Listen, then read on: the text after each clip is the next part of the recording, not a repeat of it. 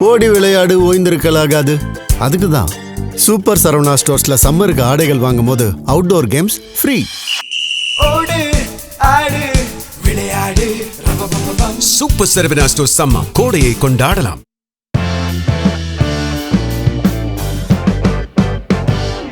நேயர்களே, தற்போது நாம் பேச போகிறது ரொம்ப முக்கியமாக மத்திய கிழக்கில் மிக முக்கியமான ஒரு நடவடிக்கை என்னவென்றால், தற்போது போர் நிலை அதிகரித்திருக்கிறது. போர் ஆரம்பித்து விட்டது. போர் ஆரம்பித்ததன் விளைவாக கடுமையான எச்சரிக்கையை ஈரான் விடுத்திருக்கிறது. எந்த காலத்திலும் இல்லாத புதிய ஆயுதங்களோடு நாங்கள் தாக்குதலை நடத்தப் போகிறோம். யுனைடெட் அரபு எமிரேட்ஸிற்கு பாருங்க, யுஏஇ துபை அந்த பகுதியில் இருக்கக்கூடிய புஜேரா தளம் தாக்குதலுக்கு உள்ளான நிலையில் சவுதி அரேபியா இந்த தாக்குதலை மிக கடுமையாக கண்டித்திருக்கிறது.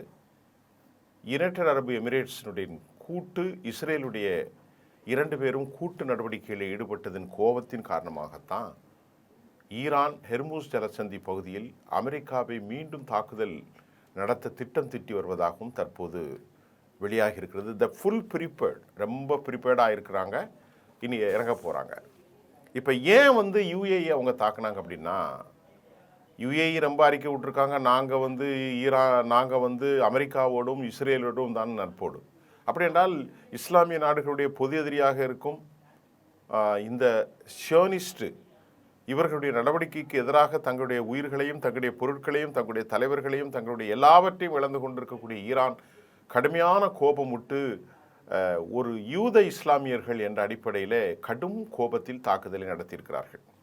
இதில் 15 ஏவுகணைகளை தாக்கியிருக்கிறார்கள். யுனைடெட் அரபு எமிரேட்ஸில் 4 ட்ரோன்களின் மூலம் அவங்க தாக்குதலை நடத்தி சவுதி அரேபியா உடைய கிரவுன் பிரின்ஸ் யுஏஇ மன்னரை தொடர்பு கொண்டு பேசியிருக்கிறார், பேச்சுவார்த்தை நடத்தியிருக்கிறார். கல்ஃப் நாடுகளுடைய கூட்டமைப்பு என்ன சொல்லுதுன்னா, ஒரு சமாதான பேச்சு ஆன்கோயிங் ப்ராசஸில் இருக்கும்போது, எக்ஸிஸ்டிங்காக இருக்கும்போது இந்த தாக்குதலை மிக கடுமையாக கண்டித்துள்ளது. இதில் என்னென்னா, சமாதான பேச்சு இருக்கும்போதே ஆட்களை கொலை செய்வது தான் அமெரிக்காவுடைய இஸ்ரேலுடைய திட்டம். அலி கமெனி எல்லாம் கொலை செய்கின்ற போது எதுவும் கேட்காத இந்த கல்ஃபு இப்போ கேட்கறது ஒரு பெரிய ஆச்சரியம்.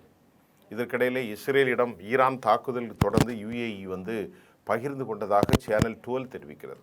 ஏன்னா இஸ்ரேல் அரபு நாடுகளுக்கு ரொம்ப நெருக்கமான நாடு. அதனால் யுஏஇ என்ன சொல்லிட்டாங்க, இஸ்ரேல் தான் எஜமான் அவர்களுக்கு. அவங்க ஓப்பனாக சொல்லிட்டாங்க, இஸ்ரேல் எங்களுடைய நண்பன், அமெரிக்கா எங்களுடைய எஜமான், நாங்கள் அவர்கள் சொல்லுதான் கேட்போம். ஏற்கனவே அமெரிக்காவுடைய கப்பல்கள் தாக்குதலுக்கு உள்ளாக்கப்பட்டு இருக்கும் நிலையில் இப்போ மீண்டும் போருக்கு வந்தால் அமெரிக்காவை மூழ்கடிக்கப்படும் அப்படின்னு சொல்லிட்டாங்க.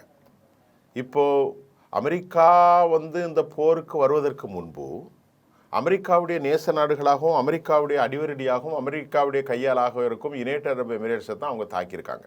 யுனைடெட் அரபு எமிரேட்ஸு இந்த விஷயத்தை ஏன்பா நம்மளை தாக்கிட்டாங்க, நம்ம எல்லாம் ஒரே உயிர் அப்படிங்கிற மாதிரி இஸ்ரேல்கிட்ட பகிர்ந்துக்கிட்டாங்க. ஏன்னா அவங்க 3 பேரும் ஒன்று தான்.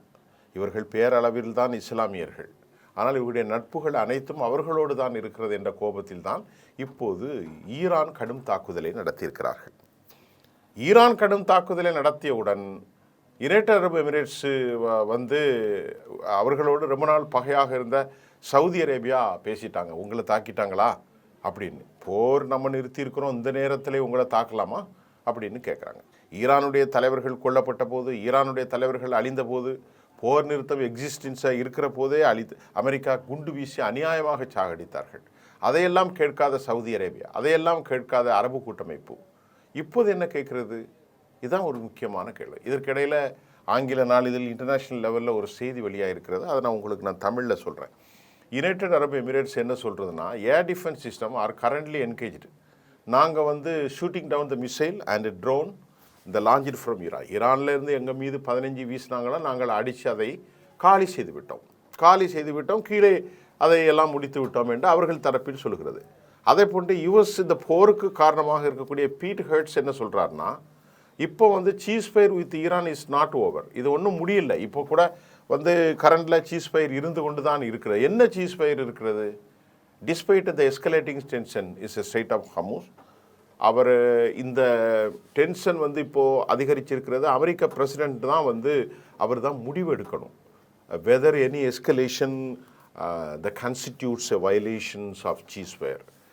America Donald Trump has a right to take decision. இதை எப்படி அவர்கள் அதை முறித்தார்கள், அதற்கு நம்ம என்ன செய்யணும், he has a right to determine அப்படிங்கிறத அவர் சொல்கிறாரு. Should do the smart things because we don't want to kill. இப்போ இதுக்கு இடையில் அடுத்த ஒரு செய்தி, நீ தான் தாக்குறதுக்கு 15,000 படைகளை அனுப்பியிருக்கிறார்கள். அந்த செய்தி வருவதற்கு முன்பு அமெரிக்கா அதிபர் ஒரு ஸ்டேட்மெண்ட் சொல்லியிருக்காரு, ரொம்ப நகைச்சுவை. என்னை பொறுத்தவரை ஈரான் மக்களை கொலை செய்கிறதுக்கு உண்மையிலேயே நான் விரும்பலைங்க. வி ரியலி டோன்ட், அதை செய்ய மாட்டேன். We don't want to go and kill the people because ஏன்னு கேட்டேன்னா அவங்கள பற்றி எனக்கு தெரியும். The great people, I know the people, எங்களுக்கெல்லாம் நல்லா தெரியுங்க. ஈரான் மக்கள்னால் ரொம்ப நல்ல மக்களுங்க. I have so many Iranian friends from New York and from other places over the years. There are the great people. அவங்கெல்லாம் ரொம்ப நல்ல ஆட்கள். ஸோ அதனால் நான் வந்து அவர்களை கொலை செய்ய மாட்டோம். I don't want to kill the people அப்படின்ட்டு அவர் வந்து ஒரு பைத்தியக்கரத்தனமாக தானே எப்பொழுதும் பேசக்கூடிய ஒரு அதிபர். அவர் என்ன பேசுகிறார், என்ன சொல்கிறார், என்ன நடக்கிறது என்பதெல்லாம் யாருக்கும் புரியாது எங்களுக்கு. அப்படின்னால் இதுவரைக்கும் பல மக்களை கொலை செய்திருக்கிறீர்கள், காசாவில் மக்களை கொலை செய்திருக்கிறீர்கள், உலகத்திலே பெரும் கொலையாளிகளாக இருந்து கொண்டு அவர்கள் எனக்கு பழக்கம் என்றெல்லாம் அவர் வழக்கம் போல் அவருடைய விஷயத்தை பேசுவார். இது நகைச்சுவை இல்லை, இது ரொம்ப சீரியஸான விஷயம். இதற்கிடையில் இஸ்ரேலுடைய army chief staff Israel Sameer என்ன சொல்லியிருக்குன்னா, இஸ்ரேல் வந்து இந்த டென்ஷன், இந்த எஸ்கலேட்டிங் அமெரிக்காவுடைய விவகாரத்தில் very closely following the latest development இந்த கல்ஃபுக்குள்ளே இவங்க தாக்கியிருக்கிறது. நாங்கள் எல்லாத்தையும் பார்த்துக்கிட்டு தான் இருக்கோம். நாங்கள் ஸ்டாண்ட்ஸ் ரொம்ப தெளிவாக நிற்கிறோம். எங்களை ஏதாவது சேர்ந்தால் ready to respond any potential threat to Israel, நாங்கள் பதிலடி குடிப்போம். We are ready to respond the forcibly against any attempt to harm Israel. இஸ்ரேலை பாதிக்கக்கூடிய எல்லா விஷயத்திற்கும் நாங்கள் தெளிவான முடிவெடுத்து தாக்கப் போகிறோம் என்று இஸ்ரேலுடைய இராணுவ தளபதி ஜமீர் சொல்லிட்டார். இதற்கிடையிலே 15,000 படைகள், அமெரிக்க இராணுவ படைகள், அவர்களுக்கு பாதுகாப்பாக 100 விமானங்கள், 200 அல்ல 100 விமானங்கள் புடைசூழ அமெரிக்க போர்க்கப்பல்கள் இப்பொழுது விரைந்து கொண்டிருக்கிறது, ஹெர்மூஸை நோக்கி வந்து கொண்டிருக்கிறது. தென்கொரிய கப்பல்கள் நேற்று தீப்பிடித்து எரிந்து விட்டது. அதில் தீனை ஈரான் தாக்கியிருக்கிறாங்க. தென்கொரிய கப்பல் அமெரிக்காவுடைய ஆயுதங்களை கொண்டு வந்திருக்கலாம், அது ஈரானுக்கு தாக்குதலுக்கு பட்டிருக்கிறார்கள். இதற்கிடையில் அமெரிக்கா சொன்னது 3 ஈரானிய கப்பல்களை, சிறிய கப்பல்களை நாங்கள் அழித்து விட்டோம். ஈரான் கடுமையாக மறுத்திருக்கிறது. எந்த கப்பலையும் அவர்களால் எடுக்கவில்லை.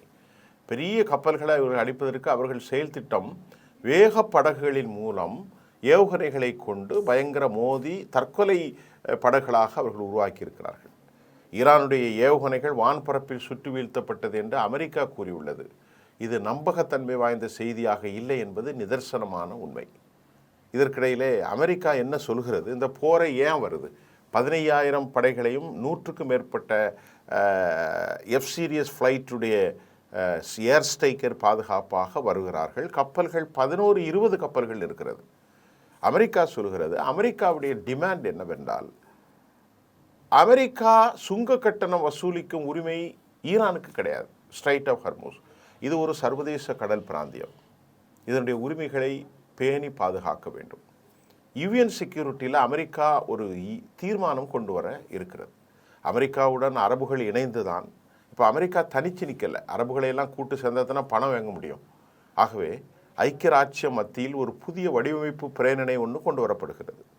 அப்படி கொண்டு வந்தால் அதை டைலூட் செய்கிறது சீனா மற்றும் ரஷ்யா ஆதரவுடன் தான் ஈரான் இதனை எல்லா நிலையிலும் வெல்ல முடியும், எதிர்கொள்ள முடியும். இப்போ ஈரான் வந்து ஹெர்மூஸ் ஜலசையை திறக்க வேண்டும் என்று அரபு நாடுகள் கூட்டமைப்பு பொருளாதார வளம் மேம்பாடும் என்றும் இப்பொழுது அவர்களுக்கு சொல்லிக் கொண்டிருக்கிறார்கள். ஈரான் என்ன சொல்லுது, நாங்கள் திறந்து தான் வச்சுருக்கோம், ஒன்றும் மூடலை, ஆனால் இது எங்களுடைய sovereignty, it's a part of இந்த ஜலசந்தி எங்களுக்குரியது. அமெரிக்கா எங்கிருந்து வந்து இங்கே ஆட்டையை போடக்கூடாது, நாமெல்லாம் பேசிக்கொள்ளலாம் என்ற ஒரு திட்டத்தை அவர்கள் அமைத்திருக்கிறார்கள். நேட்டோ நாடுகள் அதே நிலைப்பாடு தொடரும். இப்போ இதில் நேட்டோ நாடுகள் என்ன சொல்கிறார்கள், அமெரிக்கா சொன்னதைத்தான் அவர்களும் சொல்கிறார்கள். கடல் பிராந்தியம் அனைவருக்குமானது, இதை அடைத்து விட்டு வசூல் செய்யக்கூடாது. இதற்கிடையில் ஈரானுக்கு இது வாழ்வா சாவா போராட்டம், மரண போராட்டம். இந்த போரிலே இப்பொழுது ஒரு புதிய ஆயுதங்களை பயன்படுத்த போகிறார்கள். ஏற்கனவே அவர்கள் பல புதிய ஆயுதங்களை பயன்படுத்தி தான் அமெரிக்கா உள்ளே செல்லாமல் இப்பொழுது வெளியே நின்று கொண்டிருக்கிறது. நேற்று வெளியான இந்த செய்தியில் 10 வார்ஹெட்ஸ், நல்லா கவனித்து கொள்ளுங்கள், ஒரு பலிஸ்டிக்ஸ் மிசைல், 10 வார்கள் கொண்ட பலிஸ்டிக்ஸ் மிசைல், இதனுடைய வேகத்திறன்கள்லாம் நமக்கு தெரியவில்லை, ஆனால் 10 வார்ஹெட்ஸ் கொண்ட ஒரு புதிய மிசைல் சிஸ்டத்தை அவர்கள் வடிவமைத்திருக்கிறார்கள். இது சக்ஸஸ்ஃபுல்லாக இந்த 10 வார் ஹெட்டுனா ஒவ்வொரு ஹெட்டிலையும் இருந்தும் 80 குண்டுகள் வீதம் ஒரே நேரத்தில் ஒரு விமானத்தை தாக்கினால் அல்லது ஒரு பகுதியை தாக்கினால் ஒரு இடத்தை தாக்கும்போது அந்த 10 வார்ஹெட்ஸில் ஒவ்வொரு வார்ஹெட்ஸிலும் 80 குண்டுகள் வீதம் 10 × 80 800 குண்டுகள் அடே அப்பா வெளியேறும். இந்த புதிய தொழில்நுட்பம் அணுகுண்டுகளை விட அபாயமானது என்று சொல்கிறார்கள். இந்த தொழில்நுட்பங்கள் பயன்பாடு கொடுத்து அமெரிக்கா அச்சம் செய்திருக்கிறது. இந்த வேலை இதை பயன்படுத்தினால் அமெரிக்காவுடைய பேட்ரியாட், அமெரிக்காவுடைய தாட் சிஸ்டம் எந்த இடத்திலும் இதை தடுப்பதற்கு சாத்தியமில்லை. இது கிளஸ்டர் குண்டுகள் என்றும் அழைக்கப்படுகின்றது. It is a soccer cluster bomb. இந்த வார்ஹெட்ஸில் இருந்து எந்த நாட்டுக்குள் வந்தாலும் அது கீழே விழுந்து வெடித்து கிளஸ்டர் பாம் வெளியே போகின்ற போது பெரும் சிக்கலை ஏற்படுத்தும். ஈரானுடைய கடற்படை பகுதியில் இருக்கும் ஏராளமான ஈரான் கடற்படை கப்பல்களை அமெரிக்கா நாசம் செய்தது. ஏற்கனவே நாசம் செய்திருக்கிறது உண்மைதான், இப்பொழுதல்ல, முன்னால். மைனிங் கப்பல்களும் நாசம் செய்யப்பட்டிருக்கிறது. அதாவது மைனிங் கப்பல்னால் வேறு ஒன்றும் இல்லைங்க, அதில் இருக்கக்கூடிய பதிவு செய்கிற கன்னி வெடிகளை செய்யக்கூடியவை, அதுவும் நாசம் பெற்றிருக்கிறது. தற்போது நிலையில் டேனிஷ் கப்பல் மற்றும் கொரிய கப்பல்கள் தாக்குதலுக்கு உள்ளாகியிருக்கின்றன. டேனிஷ் இதுக்கு இடையில் அமெரிக்காவுடைய மிக தலைவர், அனைவரையும் ஒருங்கிணைக்கக்கூடிய தலைவர், சென்காமுடைய தலைவர் கூப்பரும் டேவிட் கைன்ஸ் 2 பேரும் ரகசிய திட்டத்தை ஈரான் கப்பல்கள் இந்த போர் நடவடிக்கைகள் குறித்து டேவிட் கைன் மற்றும் கூப்பர் ஆகியவர்கள் இந்த போர் குறித்து, போரை சந்திப்பதை குறித்து அவர்கள் திட்டம் தீட்டியிருப்பதாகவும் மிக கடுமையான தாக்குதல்களை ஈரான் மீது நடத்தி ஈரானை மேசையில் வந்து உட்கார வைத்து எழுதி கொடுத்து விட்டு அமெரிக்கா அங்கே கோலாற்ற வேண்டும் என்ற தாக்குதல் நிர்பந்தம். அதற்கு ஈரான் ஒருபோதும் அடிபணியாது. ஈரானுடைய இந்த ஸ்பீட் போட்டு ட்ரேடிங் கப்பலையும் கூட தாக்கியிருப்பதாக சொல்லப்படுகின்றது. இப்பொழுது நிலைமை பழைய போரை விட தற்போது மிக மோசமான ஒரு நிலையை அடைந்திருப்பதை நாம் பார்க்கலாம். நல்லா கவனித்துக் கொள்ளுங்கள். பழைய போர் நிலையை விட இப்பொழுது புதிய நிலை அடங்கியிருக்கிறது. ஒரு மாதமாக இப்பொழுது போர் இல்லை என்றாலும் ஈரான் என்ன சொல்கின்றது? ஹெர்மூஸ் எங்களுக்குரியது, நாங்கள் ஆயுதங்களை தரமாட்டோம், அணு ஆயுதங்கள் நீங்கள் வைத்திருக்கிறீர்கள், 11,000 குண்டு, நாங்கள் குண்டை தயாரிக்கவில்லை, அது ஈரான் சொல்கின்றது. இப்படிப்பட்ட ஒரு கலைச்சூழல் காணப்படுகின்றது. இது உலகத்திற்கே பெரும் ஆபத்தான போக்காக இருக்கிறது. எந்த நேரமும் போர் வெடிக்கலாம் என்றெல்லாம் போர் வெடித்து விட்டது. யுஏஇயை தாக்கிவிட்டார்கள், அவர்கள் கப்பலை தாக்கிவிட்டார்கள், கொரிய கப்பல் பற்றி எரிகின்றது, உலகமே நிற்கிறது. கிட்டத்தட்ட 80 நாடுகளில் கப்பல்கள் நின்று கொண்டிருக்கிறது. பல ஆயிரக்கணக்கான கப்பல்கள் நின்று கொண்டிருக்கிறது. உலகத்தின் இப்போது $120 நெருங்கிவிட்டது. இந்த அமெரிக்க அதிபருடைய இந்த திட்டத்தால், தேவையற்ற போரால் பெரும் சிக்கலை இழுத்து வைத்திருக்கிறார்கள். இன்றைக்கு அவர்கள் ஹெர்மூஸை பற்றி பேசுகிறார்கள். இதற்கு முன்பு ஒருபோதும் அவர்கள் ஹெர்மூஸை பற்றி பேசியதல்ல. ஏனென்றால் சிறையை இழுத்து சீலையில் விட்ட கதையாக அமெரிக்காவுடைய சிக்கல்களால் இப்பொழுது உலகம் ஸ்தம்பித்து போயிருக்கிறது. இது கடைசி போர். ஈரான் இதில் விடப்போவதில்லை. ஆனால் ஈரான் வீழ்வது ரஷ்யாவின் வீழ்ச்சி, குறிப்பாக சீனாவின் வீழ்ச்சி எப்படி நடக்கப் போகிறது என்பதை பொறுத்திருந்து பார்ப்போம். நன்றி. ஓடி விளையாடு, ஓய்ந்திருக்கலாகாது. அதுக்கு தான் சூப்பர் சரவணா ஸ்டோர்ஸ்ல சம்மருக்கு ஆடைகள் வாங்கும் போது அவுட்டோர் கேம்ஸ் ஃப்ரீ. ஓடு ஆடு விளையாடு. சூப்பர் சரவணா ஸ்டோர்ஸ் சம்மர் கோடையை கொண்டாடலாம்.